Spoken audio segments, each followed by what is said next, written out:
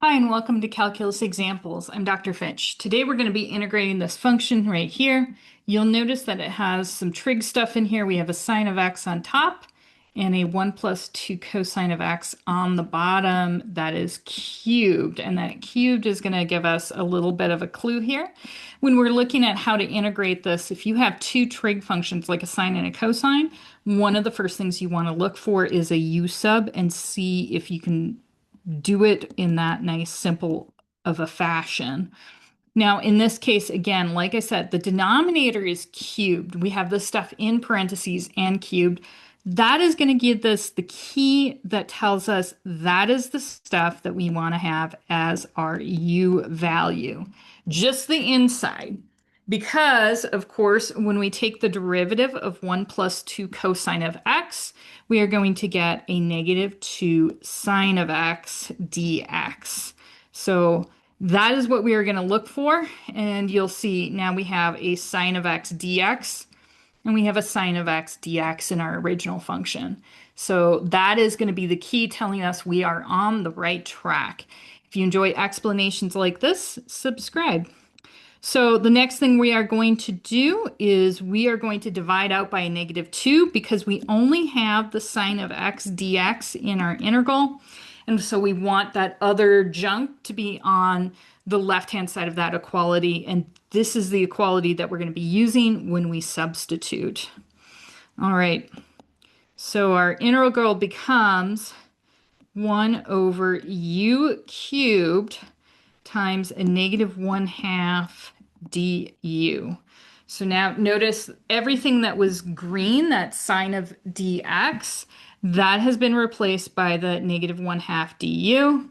And the stuff in blue are 1 plus 2 cosine of x has been replaced by u.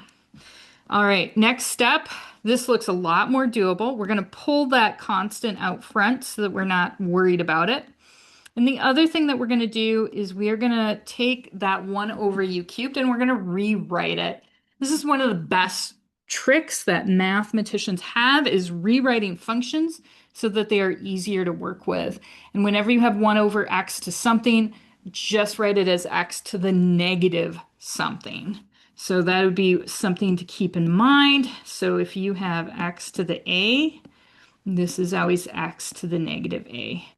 This is super useful, handy all the time. All right, when we integrate, our negative 1/2 is coming around for the ride.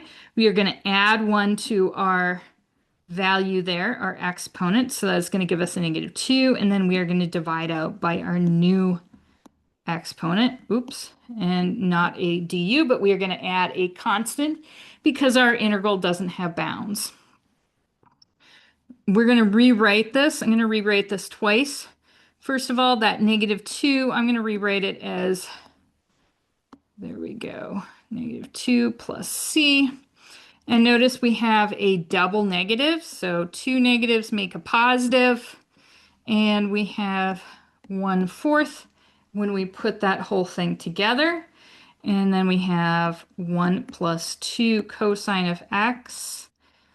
Remember, if you start with x's, you need to end with x's. That is always the case for calculus.